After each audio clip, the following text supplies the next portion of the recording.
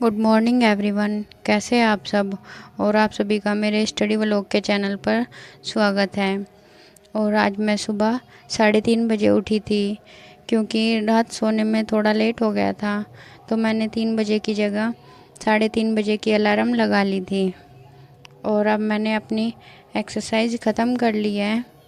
और एक्सरसाइज ख़त्म करने के बाद मैं आपको एक बार टाइम दिखाऊंगी कि कितना टाइम हो रहा है।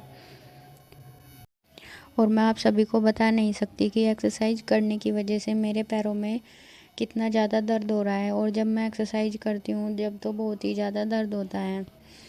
और आप देख सकते हैं कि सुबह के 4:15 बज चुके हैं और मैंने अपनी एक्सरसाइज ख़त्म कर ली। बाहर भी बिल्कुल अंधेरा ही है। बस इन एक दो घरों में रोज़ लाइटें जली रहती है, पता नहीं क्यों। ये भी शायद कोई मेरे जैसा ही होगा। और अब आप देख सकते हैं मैंने अपना टाइमर स्टार्ट कर दिया है। और मैं अब ज्योग्राफ़ी पढ़ूँगी। ज्योग्राफ़ी में आज का टॉपिक मेरा चट्टान होने वाला है। मैं आज चट्टान पढ़ूँगी। और जैसे कि आप सभी को भी पता होगा, जो तैयारी करते हैं, कि चट्टानें कितने प्रकार की होती है, आप मुझे कमेंट करके ज़रूर बताना। और आपने यहाँ देखा होगा कि मैंने अपना टाइमर अपनी तरफ से दूसरी ओर को घुमाकर रख दिया है। ये मैं इसलिए करती हूँ कि जिससे मेरी नज़र टाइम पर ना जाए। और अगर आप भी पढ़ाई कर रहे हो और आपने ऐसे टाइमर लगाकर पढ़ाई करते हो, तो अपने टाइमर को अपनी तरफ से घुमा कर रख दे। क्योंकि जब हम पढ़ते हैं और हमने अपने पास में टाइमर लगा रखा है, तो हमारी नज़र बार बार टाइम पर जाती है, जिससे हमें डिस्टर्ब होता है और पढ़ाई अच्छे से नहीं हो पाती। और मैं तो जब पढ़ती हूँ तो अपना टाइमर अपनी जिस तरफ मैं बैठी रहती हूँ उस तरफ से दूसरी तरफ को घुमा कर रख देती हूँ। जब भी आपने कभी भी देखा होगा कि जब मैं अपना टॉपिक ख़त्म करती हूँ, कोई भी टॉपिक, तो मैं कभी भी अपने टाइम के हिसाब से टॉपिक ख़त्म नहीं करती। जो जैसे मेरा मन करता है उस हिसाब से करती हूँ। और मैं कभी भी टाइम नहीं देखती। जब मुझे टाइमर बंद करना होता है, मैं जब भी टाइमर देखती हूँ। और आपने देखा होगा कि जब मैं टाइमर बंद करती हूँ, कभी उसमें एक 26 होता है, एक 24 होता है, कभी भी पूरा परफेक्ट टाइम नहीं होता। 1 घंटा भी नहीं कभी पूरा होता। कभी 57 मिनट होता है, कभी 1 घंटे से ऊपर हो जाता है, क्योंकि मैं अपना टाइमर कभी भी नहीं देखती। और मैंने ये खूब देख रखा है कि अगर हम पढ़ाई करते हुए टाइमर अपने पास रखते हैं, तो बार बार हम टाइमर को ही देखते रहते हैं। इसलिए अगर आप पढ़ रहे हो और कोई भी चीज़ आपके पास ऐसी रखी हुई है, जैसे फ़ोन, अगर फ़ोन आपके पास रखा है और उसमें कोई नोटिफिकेशन आया, तो आप एकदम से उसे उठाकर देखने लग जाएगी, कहीं किसी का मैसेज तो नहीं है, कहीं कुछ और नोटिफिकेशन तो नहीं आया। इसलिए फ़ोन को भी कभी भी अपने पास न रखें। और आप सभी को पता होगा कि आज अष्टमी पूजन है। और आज मेरे व्रत भी पूरे हो जाएंगे। मैं अपना व्रत खोल लूँगी। और इसके बाद मैं सोच रही हूँ कि और अच्छे से पढ़ाई करूँगी। लेकिन जब हम सोचते हैं कि अच्छे से पढ़ाई करूँगी, तो वो अच्छे से हो नहीं पाती। इसलिए लगे रहे, बस जितना भी पढ़ना है अपना पढ़ते रहे। और आप देख सकते हैं कि यहाँ पर मेरी 1 घंटे और 28 मिनट की पढ़ाई हो चुकी है। और 6:15 होने वाले हैं, 6:15 हो चुके हैं। और इसके बाद अब मैं नहाने के लिए जाऊंगी। और नहाकर फिर मैं किचन में चली जाऊंगी, क्योंकि आज गाय को भी खाना देना है अपना व्रत खोलकर। और मेरी 1 घंटे 28 मिनट की पढ़ाई इसलिए हो पाई है क्योंकि बीच में मैं उठ जाती हूँ। वैसे तो मेरी ज़्यादा पढ़ाई हो जाती है, लेकिन बीच में मैं उठ जाती हूँ, क्योंकि क्या होता है कि कभी कभी नींद आने लगती है। और जब नींद आती है तो मैं इधर उधर घूमती हूँ, पानी पीती हूँ, जिससे नींद भाग जाए। तो उसमें भी मेरा थोड़ा सा टाइम ख़राब हो जाता है। जब हम किसी भी काम को करने की कोशिश करते हैं, तो शुरुआत में उसमें बहुत ज़्यादा दिक्कतें होती हैं। और अब खाना बनाने के बाद फिर हम गाय को देने के लिए चल दिए हैं।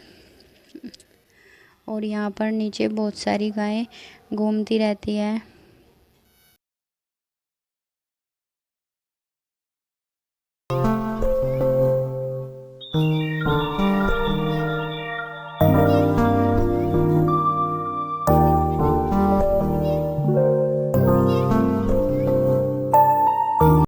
आज सिवाय स्कूल में लक्ष्मण जी बन के गया था, क्योंकि आज इसके स्कूल में दशहरे का प्रोग्राम था।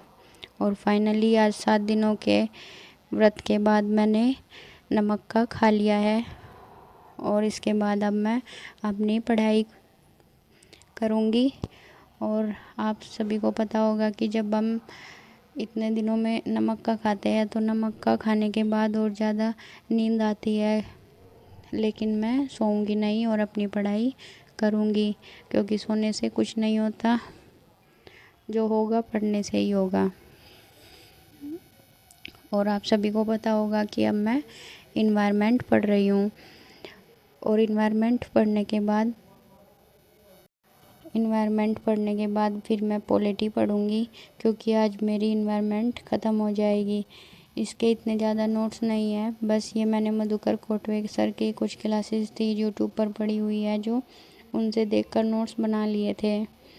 वैसे अगर हम इन्वायरमेंट को अलग से कुछ ज़्यादा पढ़ने की ज़रूरत नहीं है, जैसे ज्योग्राफी हो गया, इकोनॉमिक्स हो गया, अगर हम इन सभी सब्जेक्टों की अच्छे से तैयारी कर लेते हैं और अपनी करंट अफेयर्स अच्छे से कर लेते हैं तो इन्वायरमेंट खुद ब खुद तैयार हो जाता है। लेकिन ये थोड़े से नोट्स हैं जो मैं पढ़ लेती हूँ। और मैं आपको अपनी करंट अफेयर्स का बता दूँ कि मैं अपनी करंट अफेयर्स बिल्कुल छोड़ रखी है, क्योंकि पहले तो मैं क्लासेस कर लेती थी, पर लेकिन जब मम्मी एक्सपायर हुई तो उसके बाद फिर 2 महीने के मेरी सारी करंट अफेयर्स छूट गई। उसके बाद फिर मैंने दोबारा से करंट अफेयर्स नहीं पढ़ी। तो मैं सोच रही हूँ कि मैं ईयरली मैगजीन मंगा लूँगी और उससे ही अपनी करंट अफेयर्स तैयार कर लूँगी और 1-2 मैराथन क्लास कर लूँगी। और आप सब मुझे कमेंट करके ज़रूर बताना कि मुझे करंट अफेयर्स के लिए क्या पढ़ना चाहिए। और आप देख सकते हैं कि 2 घंटे 41 मिनट की पढ़ाई मेरी पहले हो चुकी थी और अब मैंने फिर अपना टाइमर स्टार्ट कर दिया है और अब मैं पॉलिटी पढ़ूँगी। और ये नोट्स मैंने एम लक्ष्मीकांत की बुक पढ़ने के बाद खुद ब खुद बना रखे हैं। आप देख सकते हैं कि मैंने अपने नोट्स कैसे बनाए हैं। आप भी इसको पढ़कर देखकर अपने नोट ऐसे ही बना सकते हैं। जैसे राज्य के तत्व मैंने लिख रखे हैं, जनसंख्या है, क्षेत्रफल है और सरकार है, संप्रभुता है। और जैसे संविधान हो गया, संविधान 2 प्रकार का होता है, लिखित और अलिखित, जिसमें इंडिया का, अमेरिका का और जापान का लिखित है और ब्रिटेन का, सऊदी अरब का, इजराइल का, कनाडा का अलिखित है।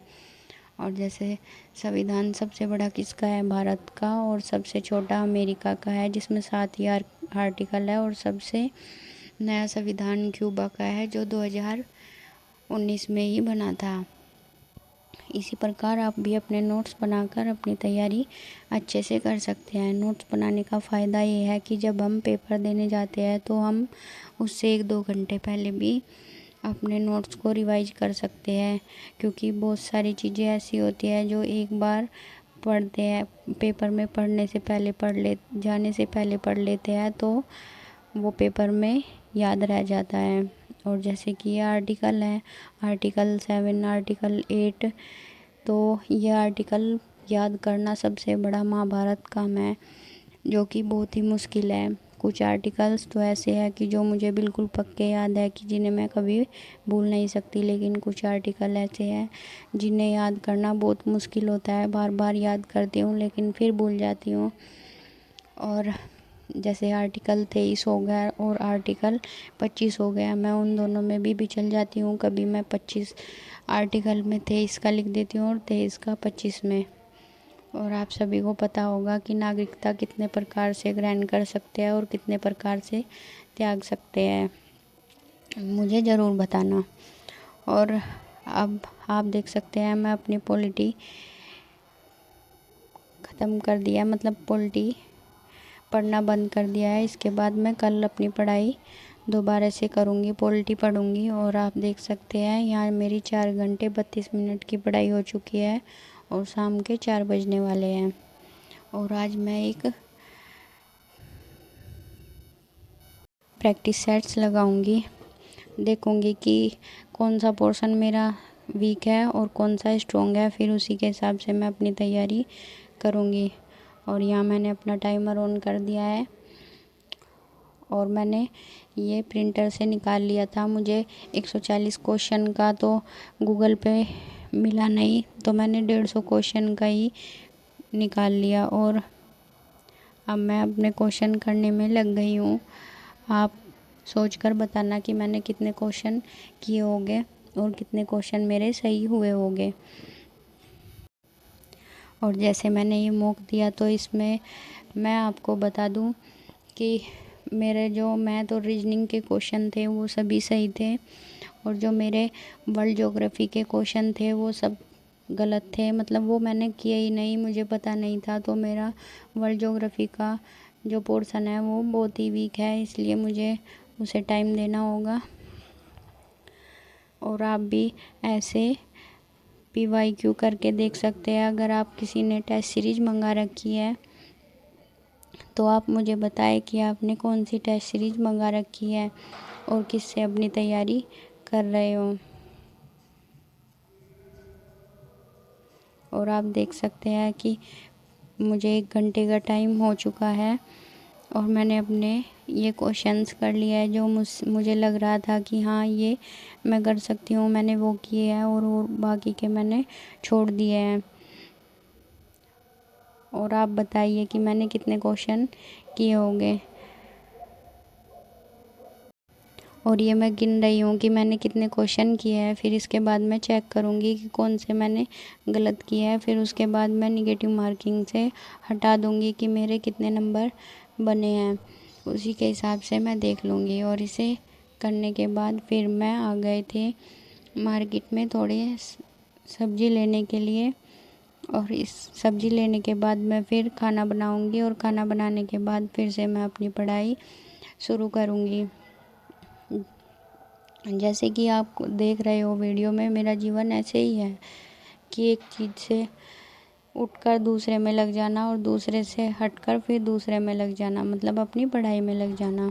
और यहाँ मैं अपना काम ख़त्म करने के बाद फिर पढ़ाई करने के लिए आ गई हूँ। और आज मुझे थोड़ा लेट हो गया था, 9 बज चुके हैं, क्योंकि पहले बाज़ार भी गए सब्ज़ी लेने के लिए और फिर उसके बाद मैंने कुट्टू की पकौड़ी बनाई, मतलब पूरी बनाई थी कुट्टू की।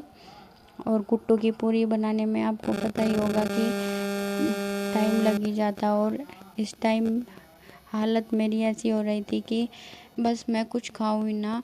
मुझे मतलब जो भूख थी वो भी मेरी ख़त्म हो गई थी। मुझे ऐसा लग रहा था कि आज लेट हो चुका है और मुझे वीडियो भी एडिट करनी थी, पर लेकिन फिर भी मैंने थोड़ा सा खा लिया था। जब मुझे मेरी पढ़ाई को लेकर लेट होने लगता है तो मुझे पता नहीं क्यों धीरे धीरे गुस्सा आने लगता है कि नहीं, सब कुछ ठीक है लेकिन मेरी पढ़ाई में जो मैं काम कर रही हूँ उसमें कोई कमी नहीं होनी चाहिए। क्योंकि जब हम किसी चीज़ में 100% देते हैं तो उसी के बाद हमें रिजल्ट भी 100% मिलता है। अगर हम 1% की कमी भी अपने तैयारी में, अपनी मेहनत में कर देते हैं तो हम 1 नंबर से या 2 नंबर से रह जाते हैं।